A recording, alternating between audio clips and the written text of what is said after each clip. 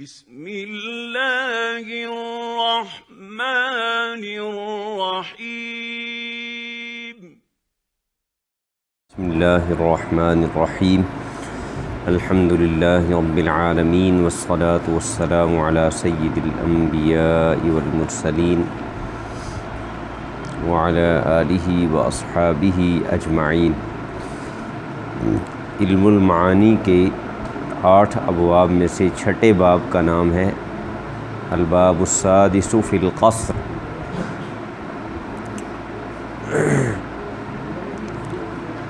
سب سے پہلے اس میں قصر کی تعریف کریں گے، اس کے بعد قصر کی ابتدائی اقسام بیان کریں گے، پھر آگے جو ثانوی اقسام ہیں وہ بیان کریں گے اور مثالیں بھی دیں گے اس کے ساتھ ساتھ، اور اس کی اغراض بھی بتائیں گے کہ قصر کی یہ جو اقسام ہیں کون سی قسم کس غرض کے لیے متکلم استعمال کرتا ہے۔ یہ ساری بحثیں اپنی جگہ پر بہت اہم ہیں اور ہر جگہ پر یہ مثالیں قرآن کریم سے بھی دے رہے ہیں، احادیث سے بھی دے رہے ہیں، جس سے یہ اندازہ ہو رہا ہے بخوبی کہ اس علم کا قرآن کریم کے فہم کے ساتھ کتنا گہرا تعلق ہے۔ یوٹیوب پہ ایک خاتون موجود ہیں، اب نام ان کا نہیں مجھے علم، بڑی عمر کی ایک خاتون ہے، غالباً مصر سے ان کا تعلق ہے۔ ان کی کافی ساری ویڈیوز موجود ہیں جس میں وہ 5-5، 7-7، 10-10 منٹ کی ایک ویڈیو ہے جس میں انہوں نے قرآن کریم کی کسی ایک آیہ مبارکہ کے حصے کو لیا ہے اور اس میں انہوں نے بلاغت کا کوئی نہ کوئی قاعدہ جو ہے وہ جاری کر کے دکھایا ہے کہ یہاں اس آیت میں کیا بلاغت ہے اور کس درجے کی بلاغت ہے یہاں، اور کون سا قاعدہ بلاغت کا اس آیت سے اخذ کیا گیا ہے۔ قصر کی تعریف کرتے ہوئے کہا تخصیص شیء بشیء بطریق مخصوص، ایک چیز کو کسی چیز کے ساتھ خاص کرنا مخصوص طریقے سے۔ مخصوص طریقے سے مراد کیا ہے؟ مخصوص طریقے سے مراد وہ طریقے ہیں جو آگے آنے والے ہیں۔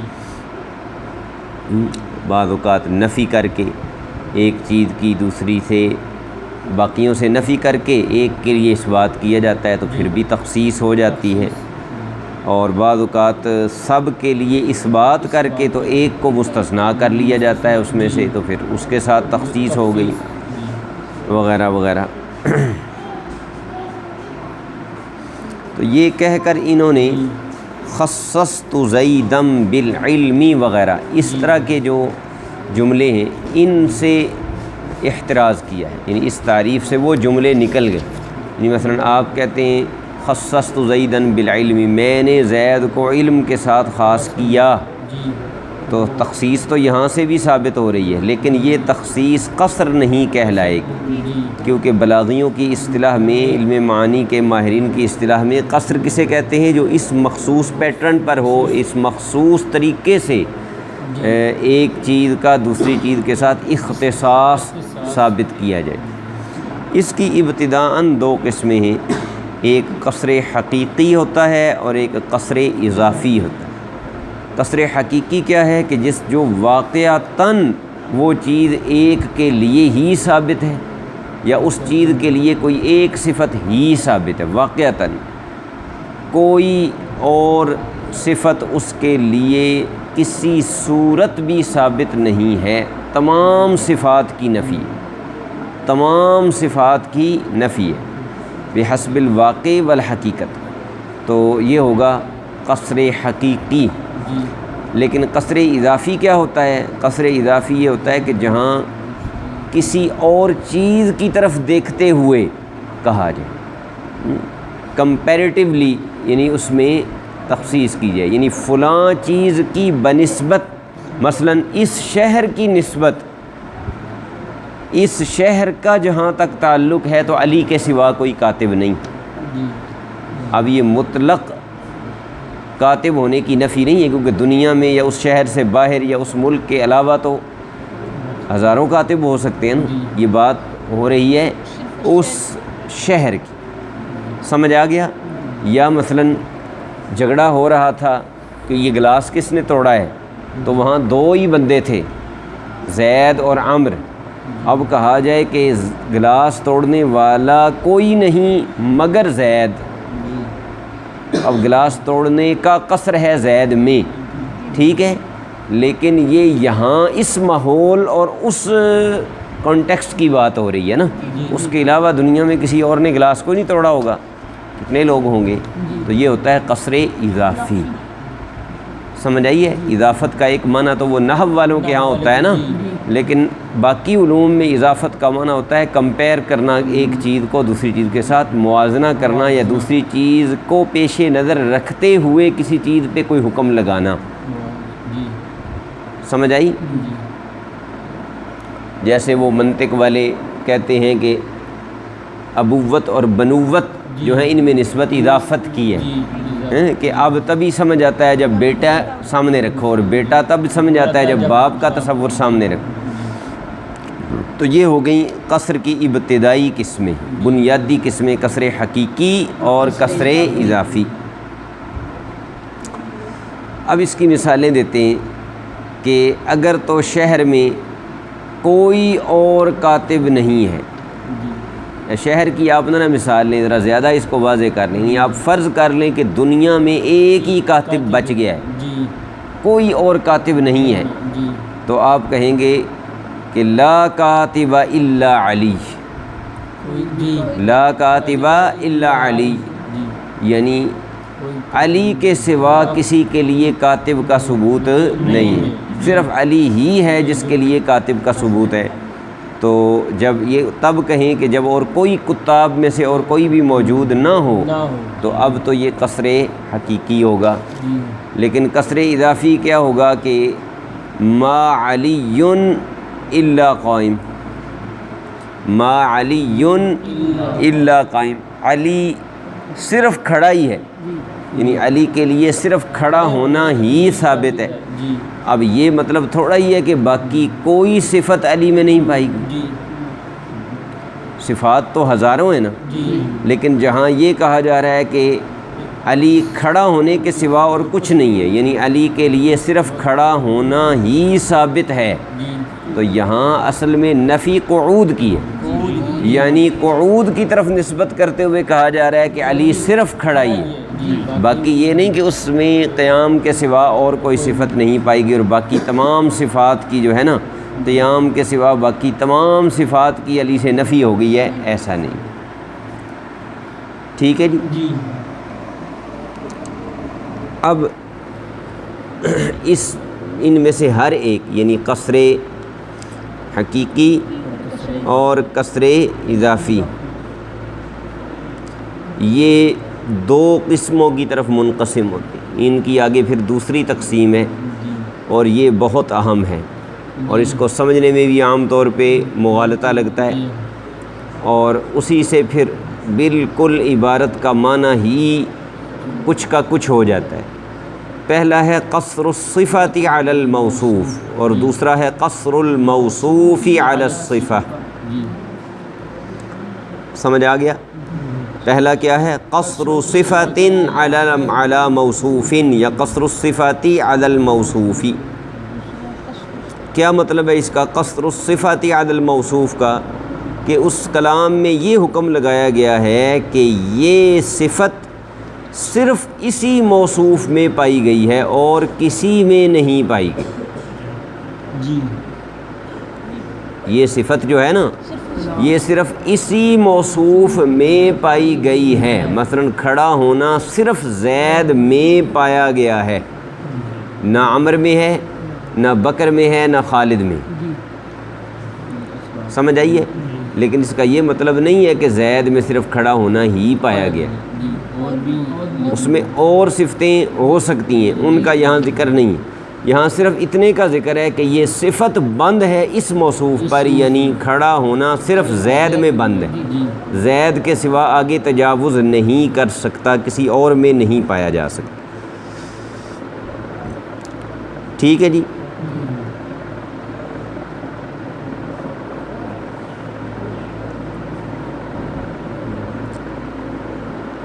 اب اگر تو باقی تمام موصوفوں سے اس صفت کی نفی ہے، باقی تمام افراد سے سمجھ آئی ہے کہ جو کہا گیا ہے کہ کھڑا صرف زید ہی ہے، تو اس کا مطلب ہے مثلاً کہ پورے شہر میں یا پورے علاقے میں یا پوری دنیا میں یہ مراد ہے، تو یہ تو ہو گیا قصر حقیقی۔ اور اگر مطلب تھا کہ وہاں زید، عمر، بکر ان تینوں کی بات ہو رہی تھی کہ ان میں سے کون کون کھڑا ہے، تو کہا کہ کھڑا صرف زید ہی ہے، تو یہ قصر اضافی بن گئی۔ یعنی قصر حقیقی اور اضافی دونوں میں قصر الموصوف علی الصفت ہے، قصر الصفت علی الموصوف، قصر الصفت علی الموصوف دونوں میں ہو سکتا ہے۔ سمجھ آئیے؟ کھڑا صرف زید ہے، یہ قصر الصفت علی الموصوف حقیقی ہوگا جب واقعتاً اور کوئی بھی کھڑا نہ ہو، اور یہ قصر الصفت علی الموصوف اضافی ہوگا کہ جب مطلب یہ ہو کہ زید ہی کھڑا ہے، یعنی مطلب عمر اور بکر دو بندے نہیں کھڑے، کیونکہ اس وقت بات ان کے تناظر میں، ان کے کانٹیکسٹ میں ہو رہی ہے، ان تینوں کا ذکر چل رہا تھا، تو کہا کہ جو ہے نا قائم صرف اور صرف زید ہی ہے، لا قائم الا علی یا لا قائم الا زید۔ سمجھ آ رہی ہے؟ قصر حقیقی ہو یا قصر اضافی ہو، وہ اس میں قصر الصفات علی الموصوف بھی ہو سکتا ہے۔ جیسے انہوں نے مثال دی ہے لا فارس الا علی، کوئی گھڑ سوار نہیں ہے مگر علی، یعنی گھڑ سوار ہونا صفت ہے نا، یہ بند ہے علی میں، اس صفت کا قصر ہے علی پر، علی کے سوا اور کسی کے لیے گھڑ سوار ہونا ثابت نہیں ہے۔ اگر واقعتاً کوئی اور نہیں ہے تو حقیقی، اور اگر کوئی دو چار بندوں سے موازنہ کرتے ہوئے ہے تو پھر اضافی۔ اور دوسری صورت ہے قصر الموصوف علی الصفہ، قصر الموصوف علی الصفہ۔ پہلے کیا تھا کہ یہ صفت صرف اسی بندے میں پائی جاتی، یہ صفت اور کسی میں نہیں پائی جا رہی سوائے اس کے۔ سمجھ آ رہی ہے؟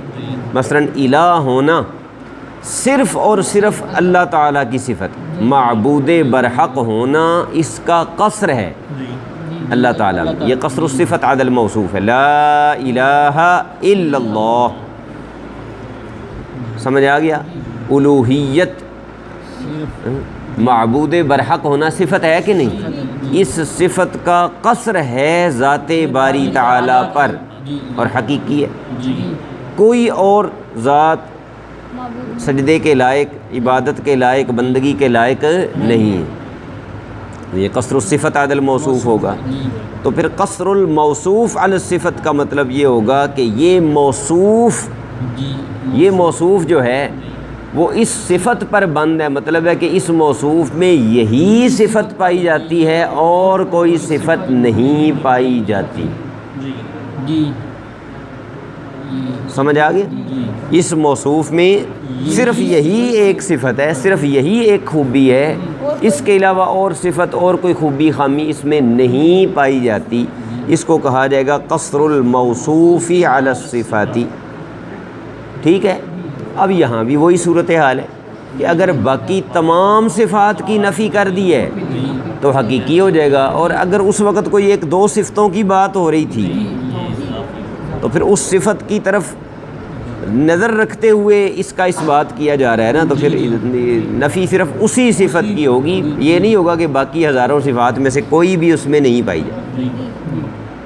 مثلا ما علی الا قائم، علی صرف کھڑا ہے، علی صرف کھڑا ہے، یعنی علی کا قصر ہے کھڑا ہونے پر، علی کھڑا ہونے کے سوا کسی بھی صفت سے موصوف نہیں، یہ مطلب ہے اس جملے کا۔ اب اگر تو مطلب یہ ہے کہ باقی اور کوئی بھی صفت اس میں نہیں پائی گئی تو قصر حقیقی ہو جائے گا، قصر الموصوف علی الصفت حقیقی۔ اور اگر مطلب یہ ہے کہ صرف کھڑا ہے یعنی بیٹھا ہوا نہیں ہے، صرف کھڑا ہے یعنی لیٹا ہوا نہیں ہے، تو اب یہ قصر الموصوف علی الصفت اضافی ہے۔ سمجھ آ گیا؟ اس کی مثال انہوں نے قرآن کریم سے دی ہے، وَمَا مُحَمَّدٌ إِلَّا رَسُولٌ، کہ محمد صرف رسول ہے صلی اللہ تعالیٰ علیہ وسلم، صرف رسول ہے، یعنی ان میں صرف رسالت والی صفت ہی پائی جاتی ہے، ان کا قصر ہے رسالت والی صفت پر۔ جی سمجھ آئی؟ تو یہ بھی قصر الموصوف علی الصفت ہے۔ کیا مطلب؟ مطلب یہ ہے کہ تم جو ان کے لیے یہ سمجھ رہے ہو، یہ ہے نا کہ جب نبی کریم صلی اللہ تعالیٰ علیہ وسلم کے بارے میں افواہ اڑا دی گئی کہ آپ کو شہید کر دیا گیا ہے، جی تو پھر یہ آیات نازل ہوئی نا کہ وہ رسول ہیں، وہ رسول ہے، جی مطلب ہے کوئی وہ خدا نہیں ہے جی کہ جو فوت ہو جانے یا جس پر ایک لمحہ کے لیے ہی صحیح موت آنا محال ہو، جی جی تو وہ رسول ہیں، جی اور ان کے لیے خلود فی الدنیا، ہمیشہ ہمیشہ کے لیے اس دنیا میں رہنا اپنی اسی جسمانی زندگی کے ساتھ، تو یہ تو ثابت نہیں ہے، جی یعنی ان کا قصر ہے صفت رسالت پر۔ جی سمجھ آئیے؟ تو پھر یہاں جو صفت رسالت پر قصر ہے تو یہ ایک خاص صفت کے اعتبار سے ہے نا، یعنی خلود فی الدنیا کے اعتبار، سمجھ آئیے؟ یہ اضافی اضافی قصر الموصوف علی الصفت ہے اور اضافی ہے۔ تو چونکہ یہ رسول ہیں اور رسولوں پر اللہ کا جو وعدہ ہے کہ کل نفس ذائقۃ الموت، وہ بھی رسولوں کے لیے بھی ہے، لہٰذا ان کا دنیا سے چلے جانا اور اللہ تعالیٰ کی بارگاہ میں حاضر ہو جانا یہ کوئی تعجب والی بات نہیں۔ اب یہ جو قصر اضافی ہے نا، یہاں تک تو انہوں نے پہلے قصر کی تعریف کی، پھر قصر کی ابتدائی قسمیں آئیں، قصر حقیقی اور اضافی، پھر ہے قصر الصفات علی الموصوف اور قصر الموصوف علی الصفت۔ ان کی مثالیں بھی قرآن مجید میں آ گئیں اور باقی بھی مثالیں دے دی۔ اب قصر اضافی کی مخاطب کی حالت کے لحاظ سے تین قسمیں، اور یہ بڑی اہم ہے، یہ بھی بہت اہم ہے، بڑا فائدہ دیتی ہیں، اور ہم ان کو مزے کی بات یہ ہے کہ اپنی روز مرہ کی گفتگو میں وہ دیہاتی بکریاں چرانے والے، ریڑھی لگانے والے، کھیتوں میں کام کرنے والے جن کو علم بلاغت کی با کا بھی پتہ نہیں، وہ بھی یہ ساری قسمیں اپنی روز کی گفتگو میں استعمال کرتے ہیں۔ جی سمجھ آئیے؟ جی تو یہ ہے تین قسمیں ہیں قصر اضافی کی باعتبار حال مخاطب کے: قصر افراد، قصر قلب اور قصر تعیین۔ قصر افراد، قصر قلب اور قصر تعیین۔ قصر افراد، افراد یفرد افرادن کا معنی ہوتا ہے تنہا کر لینا، الگ کر لینا۔ تو قصر افراد کا معنی ہوگا کہ ایسا قصر کہ جس میں کسی چیز کو تنہا کر لیا جائے۔ یہ کب استعمال ہوتا ہے، اس کی ضرورت کب پڑتی ہے؟ جب مخاطب شرکت کا معتقد ہو، مخاطب دو چیزوں کی کسی چیز میں شرکت کا معتقد ہو۔ سمجھ آ رہی ہے؟ یعنی وہ یہ سمجھ رہا ہو کہ زید میں دو صفتیں پائی جاتی ہیں، یہ دو صفتیں زید میں پائے جانے میں شریک ہیں۔ زید جو ہے شاعر بھی ہے، کاتب بھی ہے، تو پھر مخاطب شرکت کا معتقد ہوا یا نہیں ہوا؟ یا وہ موصوف کے لحاظ سے ہو کہ وہ یہ سمجھے کہ شاعر زید بھی ہے اور عمر بھی ہے، دونوں کو ہم نے دیکھنا ہے نا، قصر الصفت علی الموصوف والی طرف سے بھی دیکھنا ہے، قصر الموصوف علی الصفت والی طرف سے بھی دیکھنا، ٹھیک ہے نا؟ وہ یہ اعتقاد رکھتا ہے مخاطب آپ کا کہ زید بیک وقت شاعر بھی ہے، کاتب بھی ہے، نثر نگار، نثر نگار۔ کاتب سے یہاں مراد وہ ہوتا ہے، کاتب سے مراد لکھنے والا نہیں ہوتا، کاتب سے مراد کیا ہے؟ جو نثر لکھتا ہے، یعنی پرانی اصطلاح میں ناظم کے مقابلے میں یا شاعر کے مقابلے میں کاتب کہلاتا تھا، ٹھیک ہے؟ تو اب وہ یہ سمجھتا ہے کہ زید بیک وقت کاتب بھی ہے، شاعر بھی ہے، ٹھیک ہے؟ جب کہ ایسا نہیں ہے، آپ کے خیال میں زید صرف شاعر ہے، سمجھ آ گیا؟ اب بھی قصر افراد سے کام لینا پڑے گا. اب کیا کرنا پڑے گا؟ اب کاتب کی زید سے نفی کر کر شاعر کا زید پر اس بات کرنا پڑے گا. جی سمجھ آئیے؟ یعنی قصر الموصوف علی الصفت کرنا پڑے گا کہ زید صرف شاعر ہے، جی کاتب نہیں. موصوف کا صفت پر قصر کرنا پڑے گا. جی اور اگر وہ یہ کہہ رہا ہے، وہ معتقد ہے مخاطب اس چیز کا کہ زید اور عمر دونوں شاعر ہیں، جی جب کہ آپ اس کو یہ بتانا چاہتے ہیں کہ نہیں، شاعر صرف زید ہے، عمر نہیں ہے. اب صفت کا قصر ہے موصوف پر، قصر الصفت علی الموصوف ہے. سمجھ آئی ہے؟ اور یہ چونکہ مخاطب شرکت کا معتقد ہے، شرکت کا اعتقاد رکھتا ہے، اس لیے یہ قصر قصر افراد کہلائے گا. قصر افراد کہلائے گا. یعنی اگر وہ دو صفتوں کا ایک موصوف میں شریک ہونے کا معتقد ہے تو پھر قصر الموصوف علی الصفت سے کام لینا ہوگا.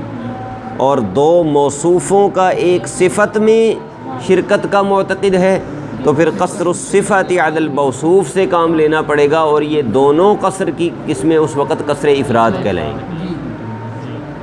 سمجھ آ گیا؟ اب اس کی مثالیں پیچھے گزر چکی ہیں، انہی کو یہاں جاری کرتے ہیں. یہ جو ہے وما محمد الا رسول، اب اس میں کیا تھا؟ مخاطبین یعنی صحابہ اکرام نبی کریم علیہ الصلاۃ والسلام میں دو صفتیں مان رہے تھے کہ آپ رسول بھی ہیں اور آپ مخلد فی الدنیا بھی ہیں. آپ نے ہمیشہ ہمیشہ کے لیے قیامت تک کے لیے آپ نے اس دنیا میں رہنا ہے. سمجھ آئیے؟ یہ دو صفتوں کا معتقد تھے شرکت کے، یہ دو صفتیں شریک ہیں نبی کریم علیہ السلام میں. ٹھیک ہے؟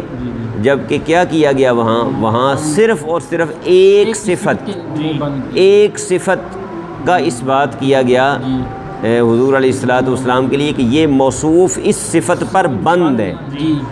یعنی اس موصوف میں یہی صفت رسالت والی پائی گئی ہے، مخلد فی الدنیا والی نہیں پائی گئی. تو یہ ہے قصر الموصوف علی الصفت اور بقصر الافراد. سمجھ آ گئی بات؟ اور دوسری جو مثال دی گئی تھی لا فارس الا علی، وہ بندہ یہ سمجھ رہا ہے مخاطب کہ گھڑ سوار علی بھی ہے اور عثمان بھی ہے. علی اور عثمان دونوں گھڑ سوار ہیں، یعنی دو موصوف شریک ہیں اس صفت میں. تو اب وہ بتائے گا کہ نہیں، یہ جو صفت ہے نا یہ بند ہے ایک ہی موصوف پر، یہ ایک ہی موصوف میں پائی گئی ہے، اس سے آگے پیچھے کہیں نہیں جاتی. اب وہ کہے گا لا فارس الا علی، تو یہ قصر الصفت علی الموصوف بقصر الافراد. دوسری صورت کو کہتے ہیں قصر قلب. قصر قلب کب استعمال کیا جاتا ہے؟ جب معتقد عکس ہو مخاطب، آپ کا مخاطب جو ہے وہ الٹ چیز کا اعتقاد رکھے ہوئے. سمجھ آئیے؟ یعنی آپ جو حکم سمجھ رہے ہیں وہ اس کے بالکل الٹ حکم کا معتقد ہے. اس کے ذہن میں، معتقد کا مطلب ہے کہ اس کے خیال میں، اس کے ذہن میں ایسا ہے.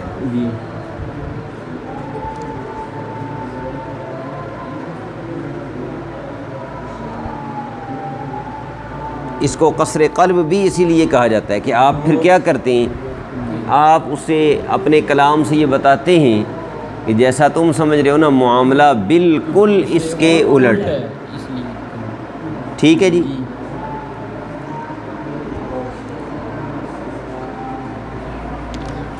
مثلا مخاطب یہ اعتقاد کرتا ہے کہ فارس حسن ہے، علی نہیں ہے.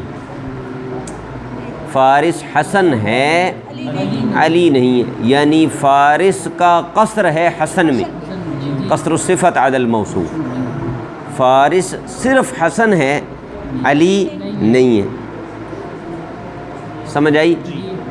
حالانکہ معاملہ یہ ہے کہ فارس صرف علی ہے حسن نہیں، جی تو بالکل الٹ کا وہ معتقد ہے یا نہیں؟ جی یعنی اس کے خیال میں فارس کا قصر حسن پر ہے، علی سے نفی ہے، جی آپ کے خیال میں فارس کا قصر علی پر ہے، حسن سے نفی ہے، جی ٹھیک ہے؟ تو اب آپ قصر الصفات علی الموصوف استعمال کریں گے اور قصر قلب کریں گے، جی لا فارس الا علی، جی لا فارس الا علی، تو آپ نے فارسیت کی گھڑ سواری کا حصر کر دیا علی میں، اور حسن سے اس کی نفی کر دی۔ سمجھ آ گیا ہے؟ جی دوسرے میں لے لیں، جی وہ یہ سمجھتا ہے کہ علی صرف گھڑ سوار ہے، جی علی صرف گھڑ سوار ہے، جی جبکہ آپ یہ سمجھتے ہیں کہ علی صرف شاعر ہے، شاعر ہے جی جی یعنی اس کے نزدیک علی گھڑ سوار ہے مطلب شاعر نہیں ہے، جی اور آپ کے نزدیک علی صرف شاعر ہے یعنی گھڑ سوار نہیں ہے۔ جی پھر وہ سمجھ آئیے؟ اب یہ قصر الموصوف علی الصفت، اب بھی آپ قصر قلب سے کام لیں گے، جی آپ کہیں گے ما علی الا شاعر، جی اور اس نے کیا کہا تھا؟ ما علی الا فارس، جی سمجھ آ گیا؟ یہ ہے قصر قلب، دونوں مثالیں ہم نے دیکھ لی ہیں، اس میں بھی قصر الصفت علی الموصوف اور قصر الموصوف علی الصفت۔ تیسری ہے قصر تعیین، قصر تعیین،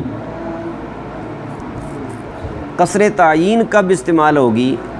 کہ جب مخاطب جو ہے وہ واحد غیر معین کا اعتقاد رکھتا ہو، یعنی اس کے ذہن میں یہ ہو کہ یہ جو صفت ہے نا جی یہ ہے تو کسی ایک کے لیے ثابت لیکن وہ ایک غیر معین ہے، تو آپ پھر قصر تعیین کے ذریعے تعیین کر کے دکھائیں گے، یہ نہیں سمجھیں کہ غیر معین میں قصر نہیں ہے اس صفت کا، تو معین میں سے، یا اس موصوف کا کسی غیر، اس صفت کا کسی غیر معین موصوف میں قصر نہیں بلکہ معین موصوف میں، یا اس موصوف کا کسی غیر معین صفت میں نہیں کسی معین صفت میں قصر ہے، دونوں طرف سے یہ بھی ہو سکتی ہے، قصر الصفت علی الموصوف اور قصر الموصوف علی الصفت۔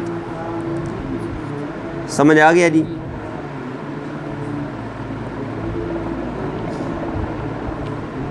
مثلا ایک بندہ کہتا ہے ما علی الا قائم، ما علی الا قائم، علی نہیں ہے مگر کھڑا، یعنی علی بند ہے کھڑا ہونے پر، علی میں کھڑا ہونے کے سوا کوئی اور صفت نہیں پائی جا رہی، سمجھ آئی ہے؟ تو اب یہ اس وقت کو اس بندے کے سامنے آپ کہہ رہے ہیں کہ جو یہ گمان کرتا ہے کہ پتہ نہیں علی کھڑا ہے یا بیٹھا ہے، یعنی اس کا نقطہ نظریہ، اس کا اعتقاد یہ ہے کہ علی کا قصر جو ہے یا تو قائم پر ہے یا پتہ نہیں قائد پر ہے، یعنی اس کو کنفرم نہیں ہے، سمجھ آئی ہے؟ وہ غیر تعیین کا معتقد ہے، تو آپ یہ کہہ کر ما علی الا قائم غیر تعیین سے معاملے کو تعیین کی طرف لے کر آ رہے ہیں، اور وہ بھی بطور قصر کے، کہ علی جو ہے نا اس میں صرف اور صرف قیام ہی پایا گیا ہے اور قعود والی صفت نہیں پائی گئی، سمجھ آ گیا؟ اور دوسری صورت میں لے لیں، وہ یہ اس بات کا معتقد ہے کہ قائم ہے تو ایک ہی بندہ، اب پتہ نہیں وہ علی ہے یا حسن ہے، ٹھیک؟ تو آپ کہیں ما قائم الا علی،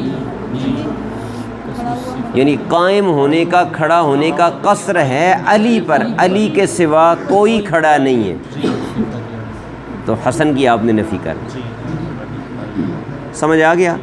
یہ دونوں قسمیں آ گئیں، اس میں بھی قصر الموصوف علی الصفت بھی اور قصر الصفت علی الموصوف بھی، قصر تعیین، ٹھیک ہے؟ اب اس پر سوال یہ پیدا ہوتا ہے کہ انہوں نے یہ کیوں کہا کہ یہ قصر اضافی کی قسمیں ہیں، قصر حقیقی کی کیوں نہیں بنائیں؟ قصر کی دو قسمیں ہیں نا، قصر اضافی اور قصر حقیقی، یہ کیوں کہا کہ یہ قصر اضافی کی قسمیں ہیں، قصر حقیقی کو شامل کیوں نہیں کیا؟ تو محشی اس کا جواب دے رہے ہیں کہ قصر حقیقی میں یہ تقسیم جاری نہیں ہو سکتی۔ اگر آپ غور کریں گے تو قصر حقیقی میں یہ تقسیم جو ہے نا وہ جاری نہیں ہو سکتی۔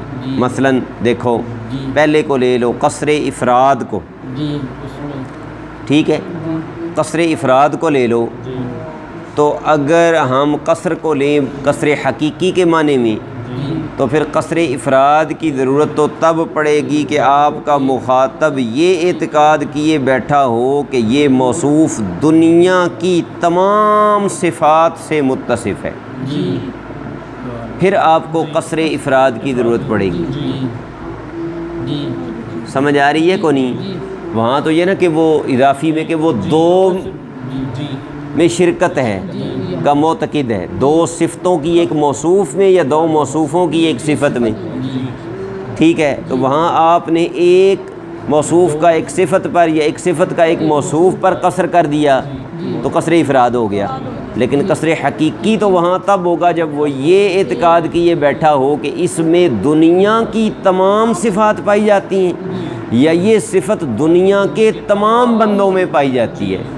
تو یہ کوئی پاگل ہی ہوگا، کوئی مجنون ہی ہوگا جو اس کا معتقد ہوگا ان دونوں قضیوں کا، کہ یہ صفت دنیا کے تمام لوگوں میں پائی جاتی ہے، کوئی ایک بھی ایسا نہیں جس میں نہ پائی جائے، یا اس موصوف میں دنیا کی تمام صفات پائی جاتی ہیں۔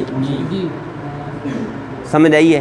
کوئی صفت بھی مسنگ نہیں ہے، غائب نہیں ہے، تو یہ تو کسی پاگل یا مجنون کا اعتقاد ہی ہو سکتا ہے۔ لہذا قصر افراد بھی قصر اضافی میں پایا جائے گا، حقیقی میں نہیں پایا جائے گا۔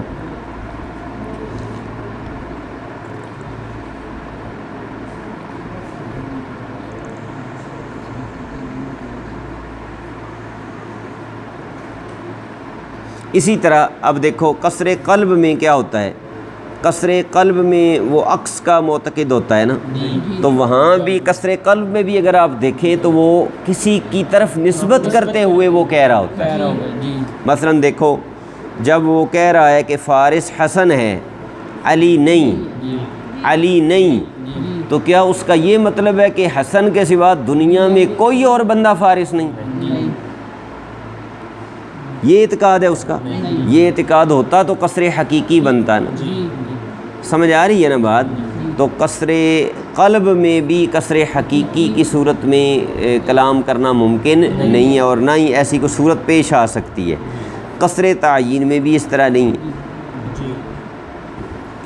کیونکہ یہاں بھی وہ صفت کا اشتراک تمام امور کے درمیان یا امور کا اشتراک تمام صفات میں، اس کا معتقد کوئی عاقل تو نہیں ہو سکتا، کوئی پاگل یا مجنون ہی ہوگا۔ لہذا یہ تینوں قسمیں جو ہیں یہ قصر اضافی میں پائی جاتی ہیں، قصر حقیقی میں یہ ان کا پایا جانا ممکن نہیں ہے، یعنی اس کی ضرورت نہیں پیش آ سکتی۔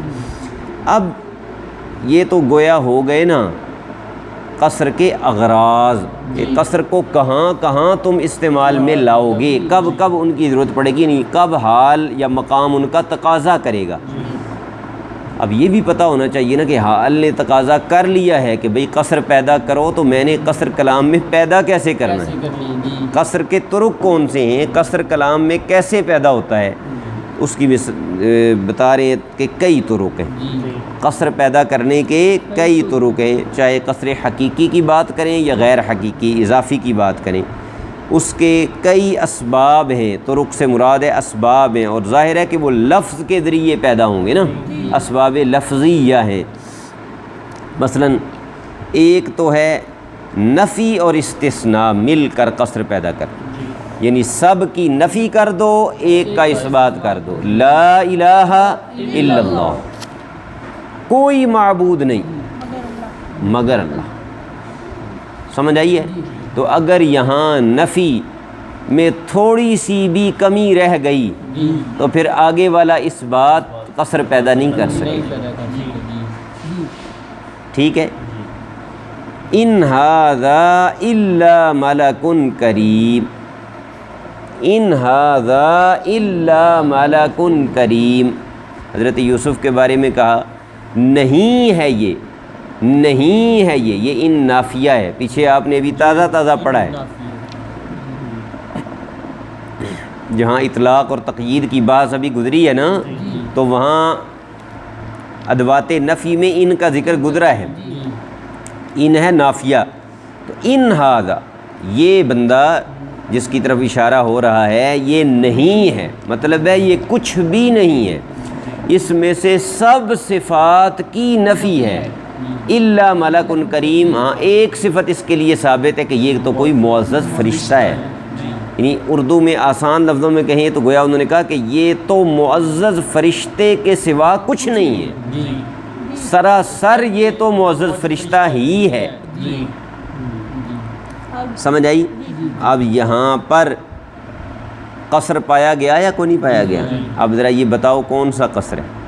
قصر الموصوف علی الصفت ہے یا قصر الصفت علی الموصوف؟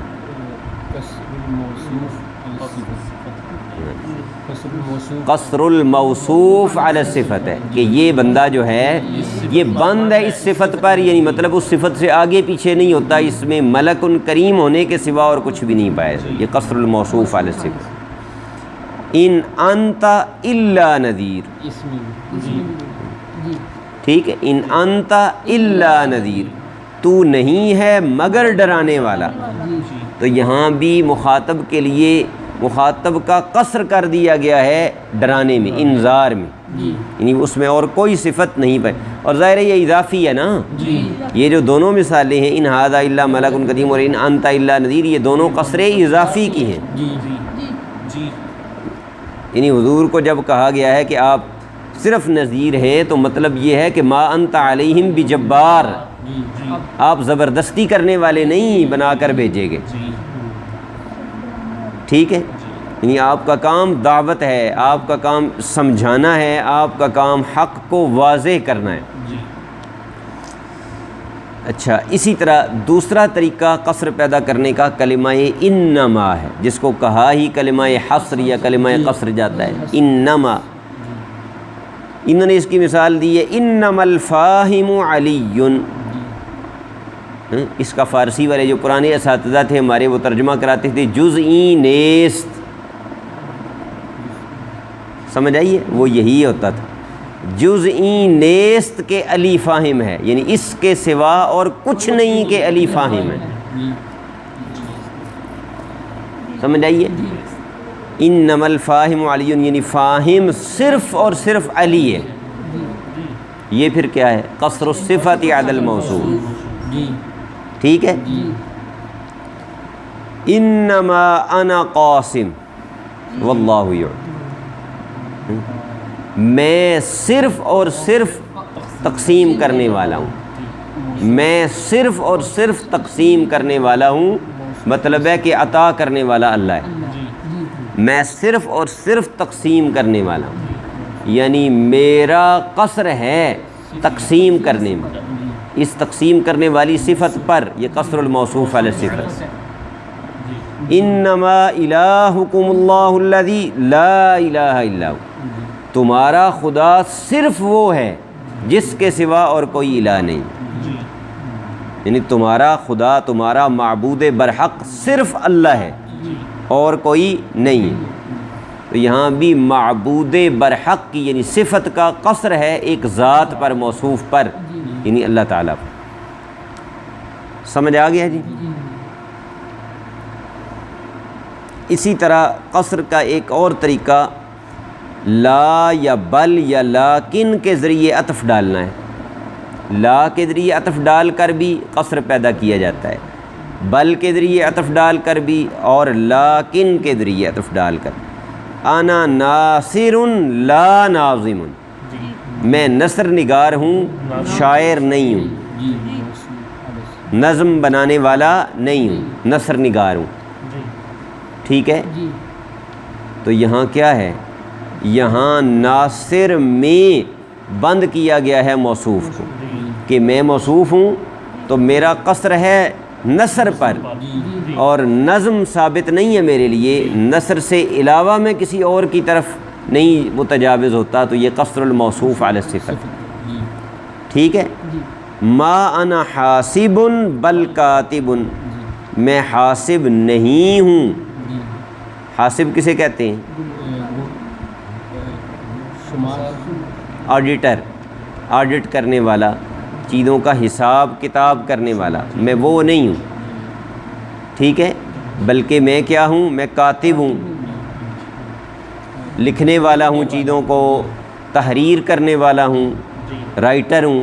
منشیوں کو بھی اسی لیے کاتب کہا جاتا ہے نا کہ وہ روزانہ کی کارروائی ساری لکھتے تھے، جی باقاعدہ ایک عہدہ ہوتا تھا نا جس میں بادشاہ، نواب اور اس طرح کے لوگ جو ہیں ریاستوں کے، تو وہ رکھا کرتے تھے منشی صاحبان جو ان کے واقعات لکھتے تھے، وقائع نویسی اسے کہتے تھے۔ یہ پورا ایک فن تھا، اس پہ کتابیں بھی موجود ہیں۔ وقائع نویسی کا مطلب یہ ہے کہ وہ لکھتے تھے مثلا کہ آج فلاں وفد آیا ہے نواب صاحب سے ملنے، یا آج فلاں علاقے والوں کو یہ ان کی طرف سے جو ہے نا وہ تحفے دیے گئے ہیں، یا ان پر یہ خاص انہوں نے یہ قانون نافذ کر دیا ہے وغیرہ وغیرہ، اس طرح کے وقائع وہ لکھا کرتے تھے۔ تو کاتب، ما انا حاسب بل کاتب، میں حاسب نہیں ہوں بلکہ کاتب ہوں، یعنی حاسب ہونے کی نفی ہے اور کاتب ہونے کا ثبوت ہے۔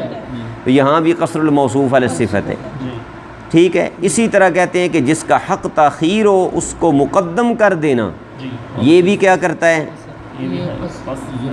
یہ بھی قصر پیدا کرنے کا ایک طریقہ ہے، یہ بھی قصر پیدا کرنے کا ایک طریقہ ہے کہ جس کا حق ہو تاخیر اس کو مقدم کر دے، جیسے خبر کو مبتدا پر مقدم کیا جائے، ٹھیک ہے، خبر کو مبتدا پر مقدم کیا جائے، اس سے بھی قصر پیدا ہوگا۔ لیکن یہ کب ہوگا؟ جب مبتدا نکرہ نہ ہو، کیونکہ مبتدا نکرہ ہو تو خبر کو جو اس پر مقدم کرتے ہیں وہ تخصیص کے لیے ہوتا ہے، وہ اور چیز ہے، سمجھ آئی ہے نا؟ فی الدار رجل، جیسے یہ ہدایت الناو میں بھی ہے، کافیہ میں بھی ہے۔ اس کی مثال جو انہوں نے دی ہے وہ ہے ایاک نعبد، تو مفعول کی جگہ اصل میں تو فعل کے بعد ہے، تو اس کو مقدم لائے ہیں، تو یہ قصر ہے، مطلب ہے کہ ہماری عبادت کا قصر ہے تیری ذات میں، معبود ہونے کا قصر ہے تیری ذات، یعنی یہ صفت جو ہے نا معبودیت والی، یہ تیری ذات میں بند ہے، تیری ذات کے سوا ادھر ادھر متجاوز نہیں ہو سکتی، ٹھیک ہے جی۔ تو یہ ہے چھٹا باب قصر کے بیان میں، اور اس کی اگر آپ قرآن کریم کا مطالعہ فرمائیں اور تلاوت فرمائیں آنکھیں کھول کر، جاگ کر، بیداری کے ساتھ، تو آپ کو جگہ جگہ پر قصر کی مثالیں نظر آئیں گی، ٹھیک ہے،